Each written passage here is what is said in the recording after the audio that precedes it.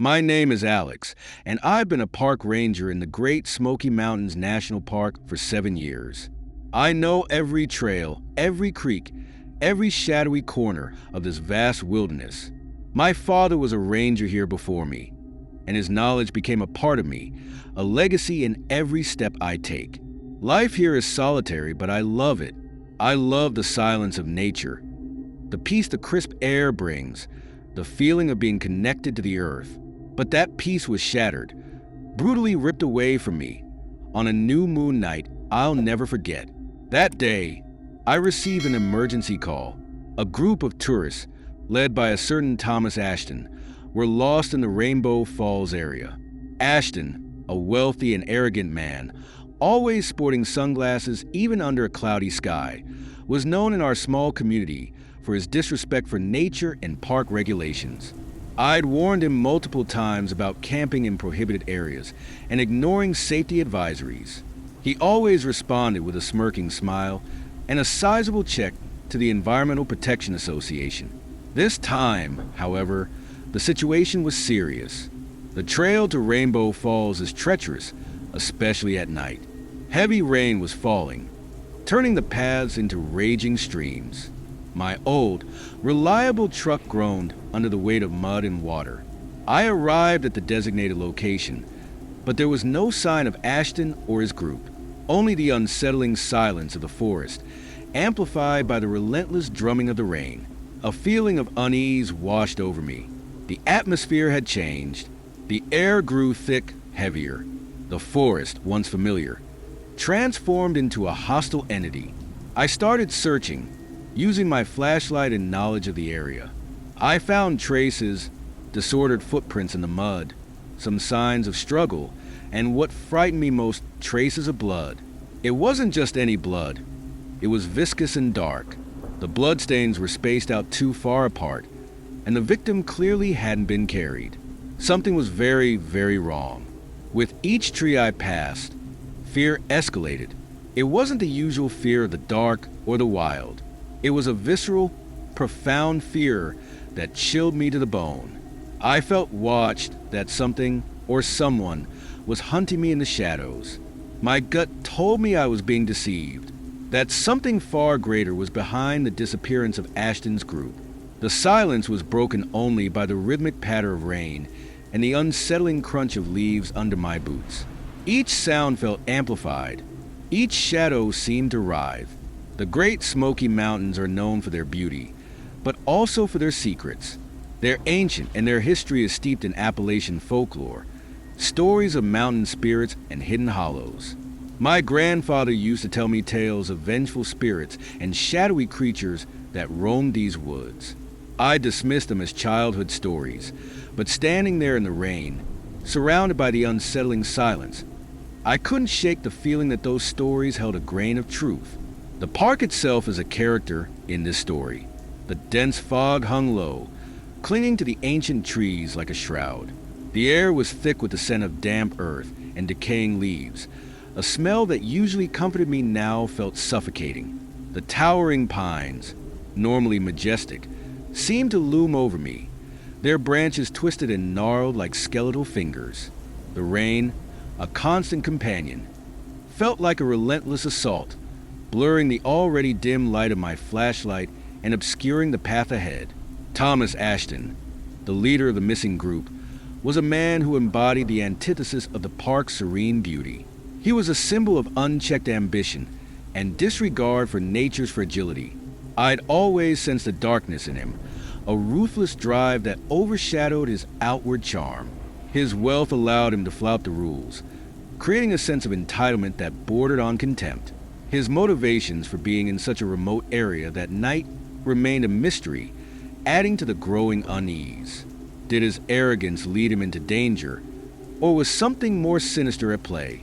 Then there's Deputy Sheriff Brody, my friend and occasional partner in dealing with incidents in the park. He was a man of few words, but possessed an intuitive understanding of the mountain's hidden dangers. He was always a calming presence, a grounded counterpoint to my sometimes overwhelming anxieties, but even he seemed unsettled by the strange events of that night.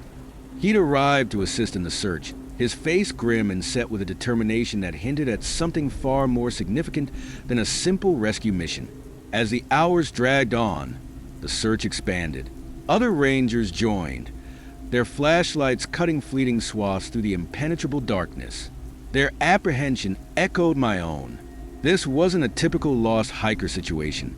This was something different, something far more sinister. As the night wore on, the uneasy feeling intensified into a palpable dread. The rain continued its relentless assault, and the darkness of the forest seemed to deepen, swallowing the beams of our flashlights. The search yielded nothing but more unsettling clues. More bloodstains, broken branches, and disturbingly disturbed patches of earth that suggested a frantic struggle. There were no screams, no cries for help. Just an unnerving silence punctuated by the rhythmic drumming of the rain. The blood, I now realized, wasn't human. It was thicker, darker, almost viscous. It clung to the rocks and trees, a grotesque tapestry woven into the fabric of the forest. Brody, despite his stoicism, visibly paled when he saw it. He muttered something about local legends, about creatures older than the mountains themselves. His usually calm demeanor was replaced with a barely contained apprehension. We found Ashton's expensive hiking boots, torn and mud-caked, lying near a small, almost hidden ravine.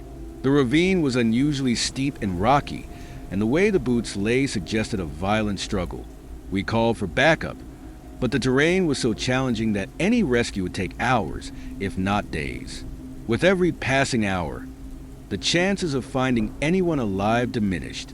The atmosphere was suffocating. The weight of the unknown, the oppressive silence broken only by the sound of rain and the occasional snap of a twig, began to take its toll. My rational mind struggled to reconcile the evidence with my ingrained understanding of the park. This wasn't a simple mishap.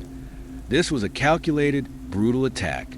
Brody and I decided to split up, covering more ground.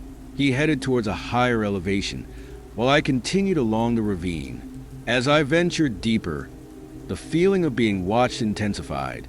I could feel the eyes on me, cold and malevolent. It was a primal fear, a deep-seated instinct that screamed at me to flee, but the sense of duty, the responsibility I carried for the missing group, kept me moving forward. The ravine led to a small clearing, a place where the forest seemed to open up, offering a glimpse of something beyond. And there, in the center of the clearing, under the weak light of the moon that finally broke through the clouds, I saw it, a large, almost impossibly large set of tracks. They were not animal tracks. They were something else. The enormous tracks in the clearing sent a jolt of primal fear through me. They were unlike anything I'd ever seen before, far exceeding the size of any known animal in the park. They were deep, almost impossibly so, as if imprinted by something of immense weight and power. The earth around them was disturbed, as if something had violently dragged itself across the ground. Meanwhile, Brody had radioed in, his voice strained. He had discovered something near the summit, a small, crudely constructed altar stained with the same dark, viscous blood. The altar was surrounded by strange symbols carved into the rocks, symbols that weren't part of any known culture or folklore. He was increasingly convinced this was more than just a case of lost tourists. He felt a dark ritual had taken place. The discovery heightened the urgency. Time was running out. The rain, which had been a constant companion throughout the night, suddenly stopped, replaced by an eerie stillness. The silence was heavy, oppressive, almost palpable. The forest held its breath, as if waiting.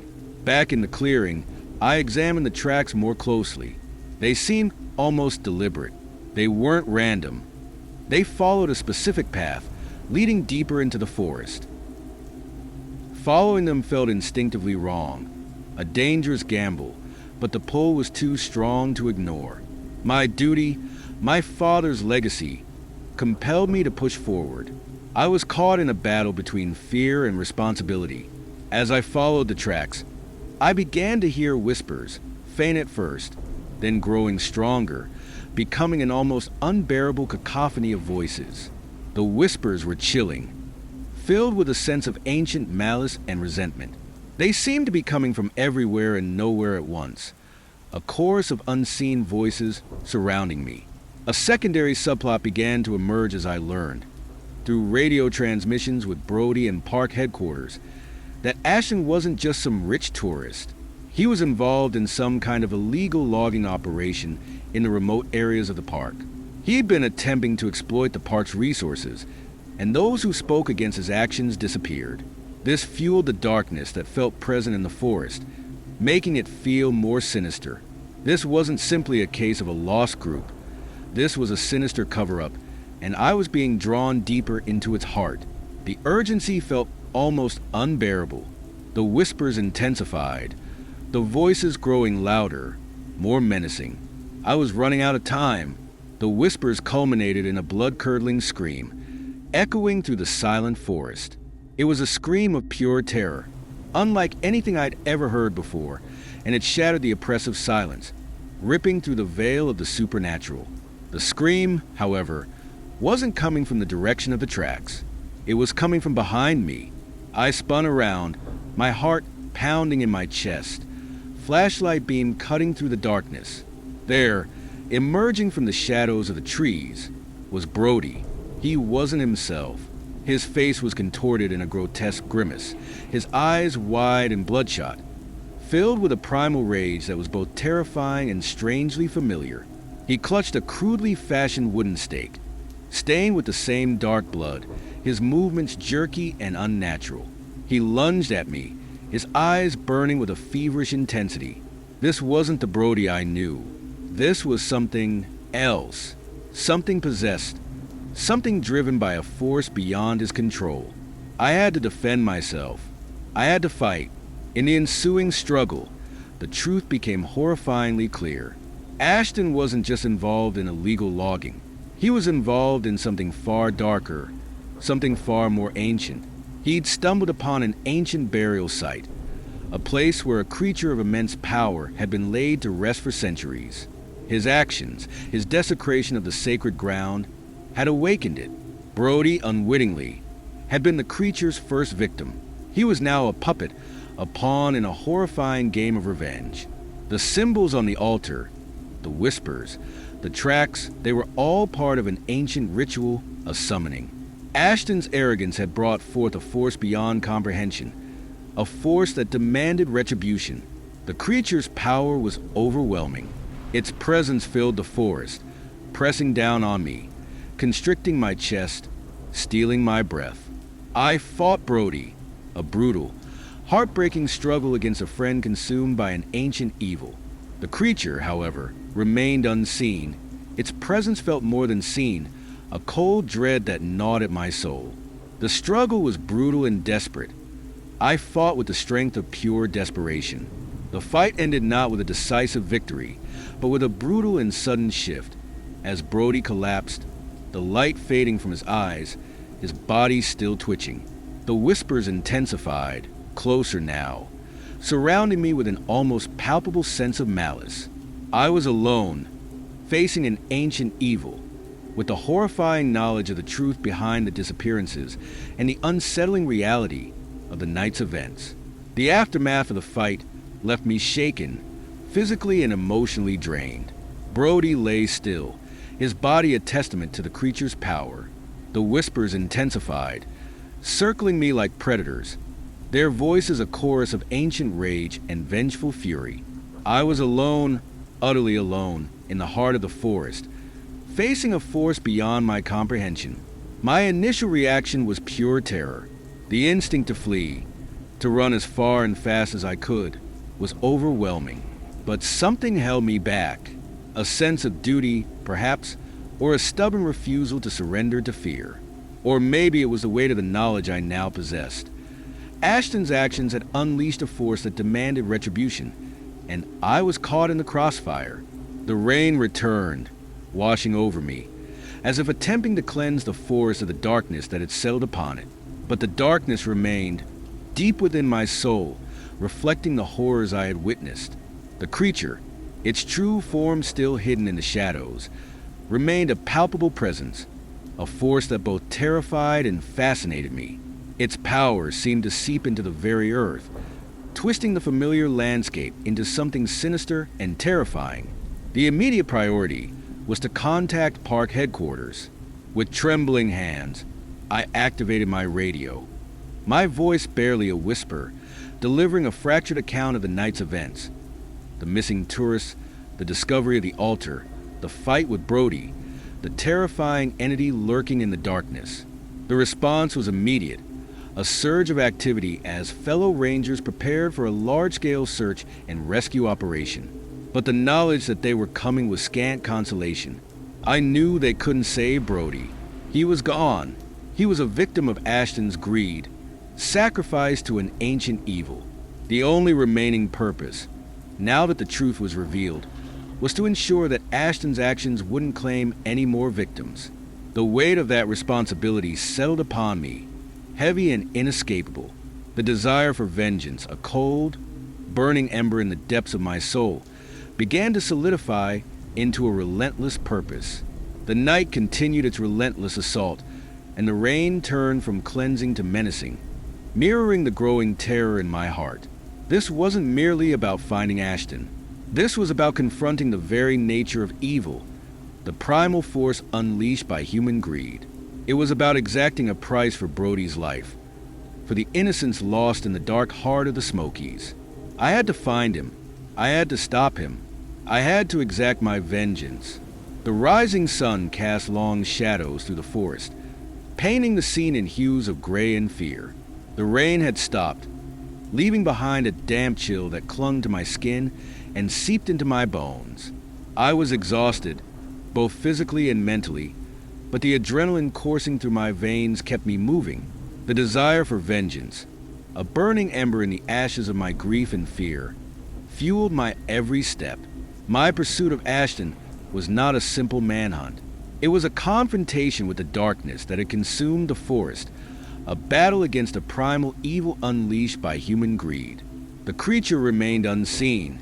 Its presence felt more than witnessed, yet it was inescapable, casting a shadow over every path and every decision. My knowledge of the park, honed over years of experience, became my greatest weapon. I tracked Ashton's movements, not through conventional means, but through subtle signs, broken branches, disturbed undergrowth, the lingering scent of his expensive cologne cutting through the earthy aroma of the forest floor.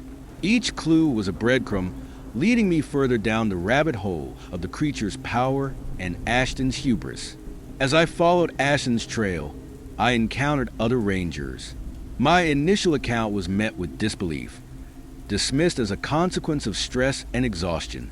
They searched for the missing tourists, focused on the most likely scenario. However, the visceral terror in my eyes and the dark blood I showed them as proof proved to be unshakable evidence. They began to search with a more urgent approach. They found more disturbing evidence along Ashton's trail. Other bloodstains, more signs of a struggle, further evidence of a ritualistic sacrifice. My understanding of the creature's nature also evolved. It wasn't merely a monster. It was a force of nature, an ancient entity deeply connected to the land itself. It was a response to the desecration of the ancient burial ground, a manifestation of the forest's fury against the trespassers. This realization brought a strange sense of grim understanding, a recognition of the delicate balance between humanity and the natural world.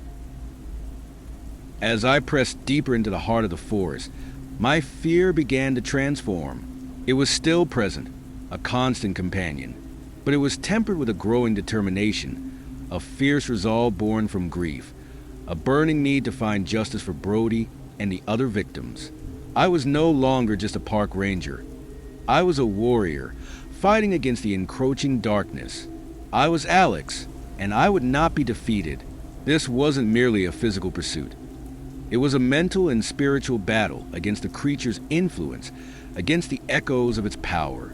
With each step closer to Ashton, the whispers intensified, the pressure grew.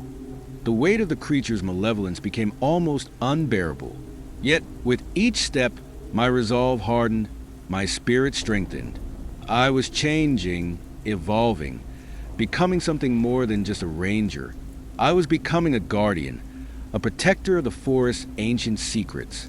The deeper I ventured into the heart of the Smokies, the more the forest seemed to conspire against me. The trees twisted and turned, their branches reaching out like skeletal fingers, attempting to impede my path. The air grew heavy with the scent of decay, and something else, something ancient and malevolent. The whispers intensified, swirling around me like a vortex of dark energy, attempting to break my resolve. But I pressed on, driven by a force greater than fear, the need for vengeance. I reached a point where the forest opened into a vast clearing, bathed in an eerie twilight. In the center of the clearing stood a massive ancient oak, its branches gnarled and twisted, its bark scarred with symbols similar to those found on Brody's altar. This was it, the heart of the creature's power, the epicenter of Ashton's desecration. The whispers reached a fever pitch, a cacophony of voices that seemed to assault my senses. The air grew cold, a chill that had nothing to do with the weather. I could feel the creature's presence, its power pressing down on me, attempting to crush my spirit. But my spirit would not break. I found evidence of Ashton's presence, a discarded knapsack, a broken compass, traces of his expensive cologne. He was close. The clearing was eerily silent except for the whispers. This was no ordinary confrontation. It was a clash between humanity's insatiable greed and nature's ancient fury.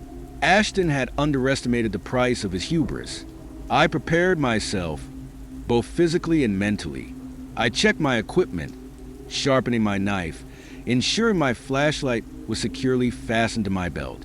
I armed myself not just with physical weapons, but with the knowledge and experience gained from years of patrolling this wild land. I was ready. The search and rescue teams had reached the periphery of the clearing, but venturing further would put them in immediate danger. I was alone again in the final confrontation, but this time, the solitude was not a cause for fear. This was a battle I had to face alone. The fate of the forest, and perhaps more, rested on my shoulders. I knew I was facing something far greater than myself, but I was also armed with something more than courage. The knowledge of the creature's vulnerability, its deep connection to the ancient burial ground, and its relentless pursuit of vengeance. The turning point had taken me a long way to prepare me for what was about to come. Emerging from the shadows of the ancient oak, Thomas Ashton appeared. He wasn't the arrogant, self-assured man I'd encountered before. He was a broken shell, his face etched with terror, his eyes hollow and devoid of life. He seemed smaller, almost insignificant, against the backdrop of the immense oak and the swirling darkness of the forest. He hadn't come to flee. He came to plead. He'd witnessed the creature's power firsthand, its horrifying capabilities. He saw his hubris for what it was, and he realized the horrifying consequences of his actions. He wanted to stop it, to somehow undo the evil he'd unleashed. But it was too late. The creature manifested itself at that moment, emerging from the heart of the ancient oak, its form a grotesque parody of nature's beauty. It was a being of immense size and power, its body a grotesque amalgamation of flesh and wood, its movements fluid and unnatural. Its eyes burned with an unholy light, reflecting the darkness that consumed the forest. The creature's true form was a horrific sight, a visceral testament to the dangers of tampering with the natural order. It stood before Ashton, its imposing form casting a long, menacing shadow that swallowed the man whole. Ashton's pleas for mercy were lost in the chilling whispers that surrounded us. The creature unleashed its power, but it was not a mindless attack. It was a deliberate, controlled act of vengeance. The creature didn't simply kill Ashton, it absorbed him, his essence merging with the ancient entity. The fusion unleashed a wave of horrifying energy that shook the very earth beneath my feet. The air crackled with power, and the whispers turned into a deafening roar. As the creature absorbed Ashton, I could feel the change in its power. Its initial fury had become a chilling calm, a sense of satisfaction. It seemed to revel in its dominance, its mastery over the ancient forest. This made it even more sinister. It was no longer simply a force of nature, but a force of terrifying control. That's when I acted. I knew I couldn't defeat it directly, but I could exploit its connection to the ancient burial ground. Using my knowledge of the forest's history and the creature's vulnerabilities, I initiated a ritualistic countermeasure, a desperate gamble to reverse the creature's power and send it back to the place from whence it came. The ritual was perilous. I had to channel the creature's energy, redirecting its power into a precise point on the forest floor, the location of an ancient spring said to have mystic properties. I used branches, rocks, and the remnants of the altar to create a makeshift conduit, channeling the creature's energy into a blinding white beam that shot towards the spring. The creature retaliated, unleashing a wave of darkness that threatened to overwhelm me. But my resolve held. I pushed forward, my heart pounding, my body trembling, fueled by grief, fear, and the burning desire for justice. The beam of light struck the spring, and the forest erupted in a blinding flash of energy. The creature screamed, a sound that tore through the very fabric of reality. And then it was gone. The whispers faded. The darkness lifted, leaving behind an eerie silence. The forest seemed to exhale, as if releasing a burden it had carried for centuries. The aftermath was surreal. The clearing, once filled with the creature's terrifying presence, was now bathed in the soft light of the setting sun. The air, once heavy with malice, was clean and crisp.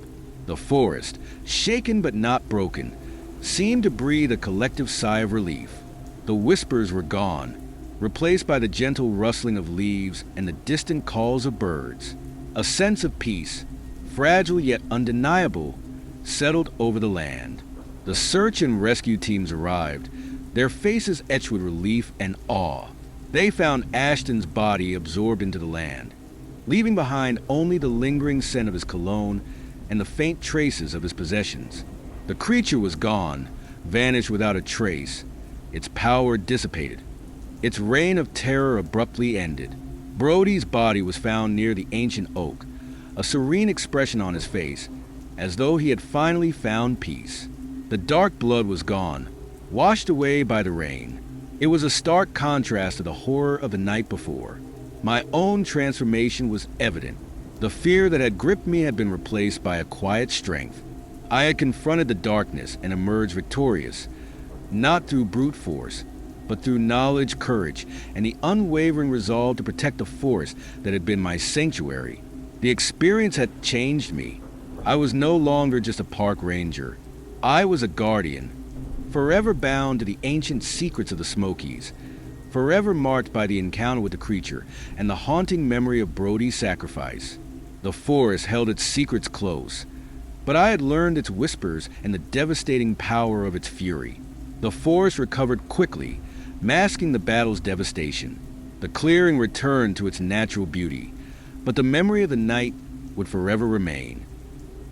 I returned to my duties, still haunted by the events of that night, yet filled with a quiet strength and a profound respect for the balance between the natural world and humanity's insatiable greed.